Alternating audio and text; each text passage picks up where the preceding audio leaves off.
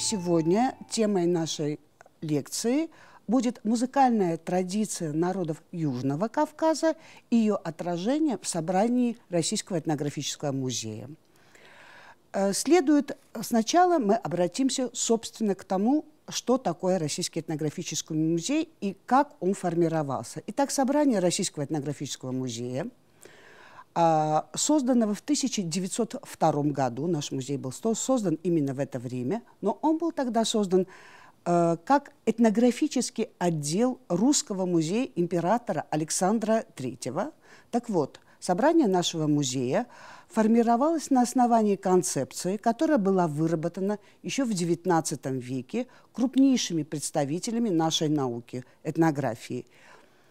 И следует сказать, что базовой задачей музея уже в то время являлось отражение традиционной культуры народов, населявших всю Российскую империю и, более того, сопредельных стран. То есть все население Российской империи и сопредельных с ней стран, их традиционная культура интересовали наш музей.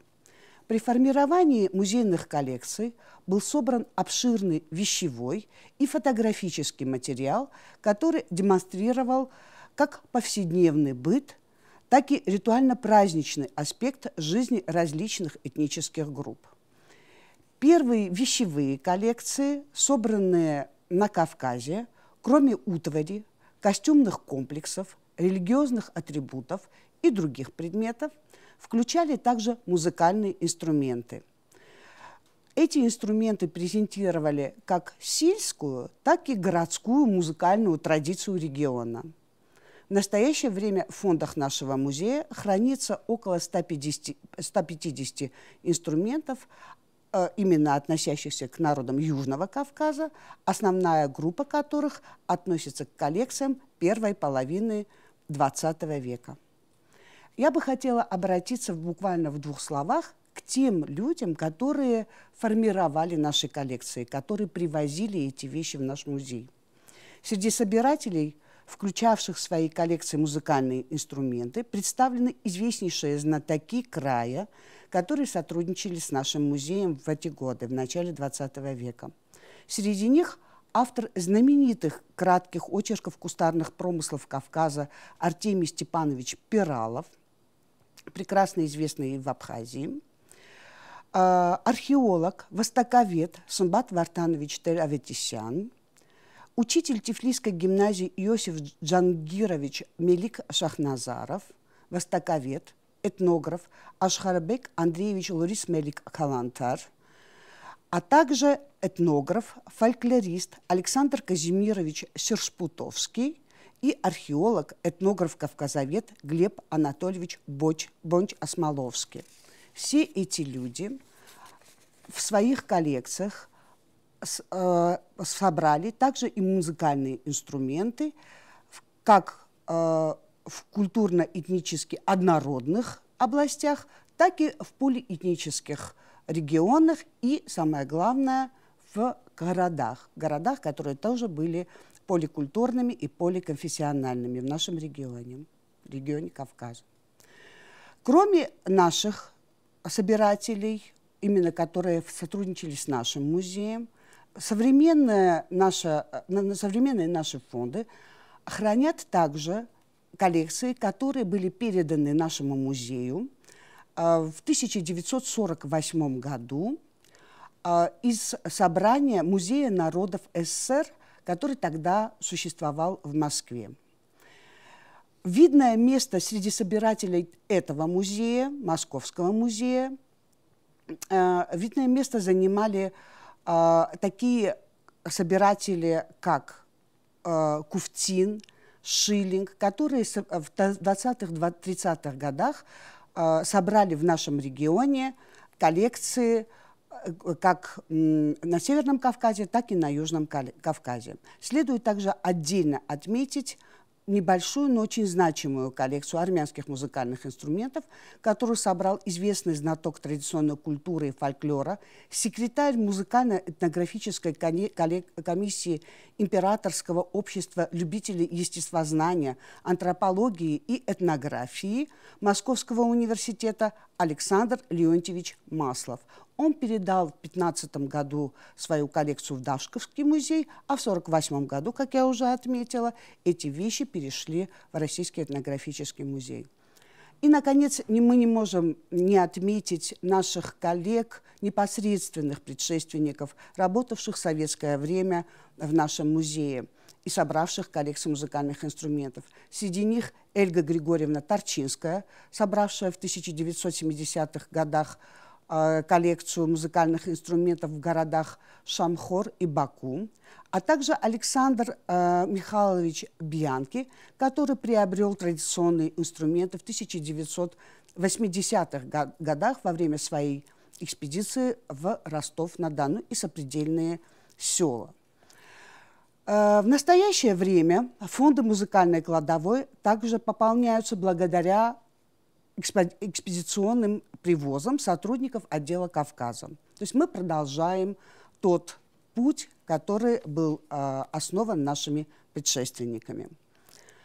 Основная задача собирателей, научный концепт которых формировался благодаря деятельности соответствующего музыкально-этнографической комиссии при Императорском обществе любителей естествознания, антропологии, этнографии и трудами основателей этнографического отдела Русского музея, состояла в том, чтобы сформировать корпус памятников музыкальных инструментов, на которых исполнялись фольклорные народные музыкальные произведения. Кроме самих инструментов, нот и текстов народных песен, для демонстрации места музыкальной культуры в контексте этнической традиции в музее собирались также и фотографии. Это очень важно. Фотографии ремесленников, музыкантов и певцов. Фотоиллюстративный материал позволяет точнее определить не только место исполнителей, музыкантов или мастеров-изготовителей музыкальных инструментов в традиционной культуре, но и проанализировать изменения, характерные для переходного периода от традиции к модерности, а также место старинных инструментов, как мы сейчас называем их обычно, в современных реалиях. Итак, мы говорили о фотографиях, и фотоколлекции, которые представлены в нашем музее, именно относящиеся к концу XIX – начала XX века, в первую очередь за авторством известнейшего фотографа-кавказоведа Дмитрия Ивановича Ермакова. Ермаков создал цикл фотографий, относящихся именно к музыкальной традиции, и мы эту группу фотографий можем разделить на две основные части. Первое – это отдельные портреты, единичные портреты отдельных музыкантов. Ну, в частности, мы можем сказать про достаточно известный портрет певца, так называемого певца, армянского певца, который был, видимо, снят в 1880-х годах. Кроме этого, фотограф работал и с групповыми портретами. В частности, он снял несколько фотографий ансамблей традиционных музыкальных инструментов, в которых представлены, вот на этих фотографиях, представлены наиболее популярные музыкальные инструменты Южного Кавказа. Это бубен, барабан и два струнных инструмента. Кеманча, на которой исполняется музыка со смычком, то есть смычковый музыкальный инструмент струнный, и тар, инструмент щипковый, то есть это те же струны, но исполняется рукой музыканта, пальцами в частности. Итак, кроме этих фотографий, следует отметить еще один довольно интересный цикл фотографий Ермакова, который представляет такую жизнь в городе, И на этих фотографиях, это 3 фотографии, на них изображены молодые люди, которые что-то празднуют, они что-то отмечают. А на первой фотографии большое число, ну, человек 10, мужчин, которые пьют вино, рядом с ними бурдюк, и они явно что-то пытаются нам передать, некий праздничный такой момент их жизни. А на другой фотографии эти же мужчины представлены за столом, но рядом с ними находятся музыканты, исполняющие музыку на духовых инструментах, на зурне и дудуке, и на ударных инструментах на барабане. Для нас важно, что именно таким способом, именно представляя этих мужчин на этих фотографиях, Ермаков демонстрирует, как нам кажется, достаточно интересную именно городскую традицию принятия молодого подмастерья в ремесленный цех городской, амкарство, которое сопровождалось не только веселым застольем, но и в сопровождении с музыкальными инструментами, песнями и танцами. Снимок, о котором я бы хотела сказать, это снимок тоже Ермакова, который был получен нашим музеем из коллекций Пиралова, о котором я уже говорила. Но это фотографические коллекции. На этой фотографии изображен не музыкант, а мастер, который работает над музыкальными инструментами. Он изготовляет музыкальные инструменты. Нам важна эта фотография. Почему? Потому что на ней изображены не только традиционные музыкальные инструменты, тарка, о котором я уже говорила, цимбалы, которые, кстати, я отмечу, эти цимбалы у нас прямо есть на экспозиции в нашем музее. То есть вещь, предмет, изображенный на фотографии, есть в нашей экспозиции. Но кроме того, среди многочисленных, да, там есть еще и понтийская лира или понтийская скрипка, очень известный музыкальный инструмент, который мы знаем еще с XIV века. Он появился в Трапезунской империи во время, если вы знаете, была история крестовых походов, и императорский двор был перевезен из Константинополя в Трапезунд, и речь идет о Византии, естественно, и именно тогда в этом дворе императорском был создан, по легенде, по преданию, этот музыкальный инструмент, который используют сейчас все практически народы понтийского региона, особенно в городской среде. Итак, это понтийская лира или понтийская скрипка, или кемани, вариант названия этого инструмента. Он также изображен на этой фотографии. Но самое интересное, что на этой фотографии представлена европейская скрипка, классическая европейская скрипка, которую мы можем узнать с вами. И что нам это дает? Во-первых, да, вот эти вот фотографии. Несомненно, что все эти фотографии, все представленные в нашем музее фотографии, постановочные. То есть фотограф приглашал этих своих будущих героев либо в ателье свое, либо он сам приходил к ним в их место буквально работы, если хотите. И он ставил, да, он их усаживал, как он хотел. Он использовал антураж. Например, на фотографии вот этого вот мастера там ковры, висят ковры. То есть явно фотограф поработал над тем, чтобы здесь был какой-то антураж региональный, именно кавказский антураж, кавказские ковры для кавказских музыкальных инструментов. Тем не менее, все эти фотографии позволяют увидеть исторический контекст, в котором ощущается смена эпох. Ну, в частности, вот на этой фотографии, вот, собственно, она и есть, на этой фотографии со скрипкой. И я должна сказать, что мы, как авторы, концептуанеры экспозиции в нашем музее, и экспозиций постоянных, и временных выставок мы используем музыкальные инструменты для того, чтобы передать зрителю некие особые акценты, некие особые контексты. И каждый из нас, из авторов экспозиции народа Южного Кавказа, использовал в своей части, в своем разделе экспозиции те или иные музыкальные инструменты. Так автор введения, который обсуждает хозяйство, да, обсуждает те экономические, хозяйственные контексты, в которых жили народы Южного Кавказа, он использовал в своей экспозиции духовые музыкальные инструменты.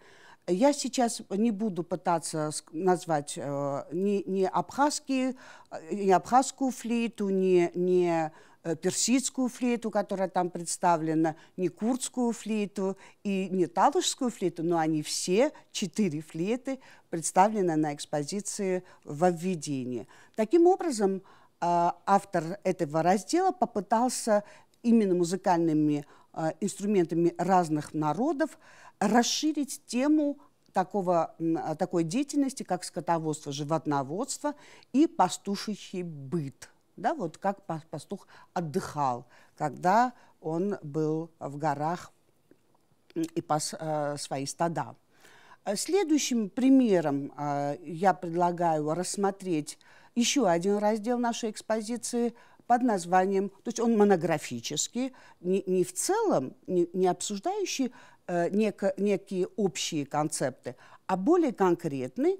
Это будет раздел азербайджанцы на нашей экспозиции. В частности, автор этой экспозиции попыталась показать музыкальные инструменты для исполнения мугамы. Это следующие предметы. Тар, о котором мы уже говорили, да, щипковый, кеманча, уже говорили, смычковый, и бубен. Вот эти 3 предмета, они демонстрируют исполнение особого направления музыкальной культуры азербайджанцев, для которых мугам имеет очень важное маркирующее значение. То есть именно этот тип музыкального произведения для этого народа исполняет роль акцентирующей идеи. Ну и еще один раздел, о котором я хочу сказать, это абхазская кузня.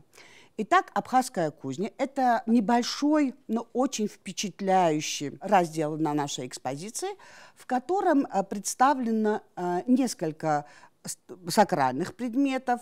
Там представлена наковальня, там представлена оттяжная цепь, свечи. Но кроме этого, там представлены 2 музыкальных инструмента. Опять же, я не очень уверена в своем абхазском, поэтому я просто опишу. Один из музыкальных инструментов – это угловая арфа, а второй – это смычковый струнный инструмент, которые были включены в экспозиционное пространство не очень, как выяснилось, точно. Да? Они, с одной стороны, конечно, подчеркивают, являются маркерами культуры, подчеркивают, что это именно абхазская кузня. Но, с другой стороны, как выяснилось, локализация автором вот этих музыкальных инструментов именно в сакральном пространстве не очень точна.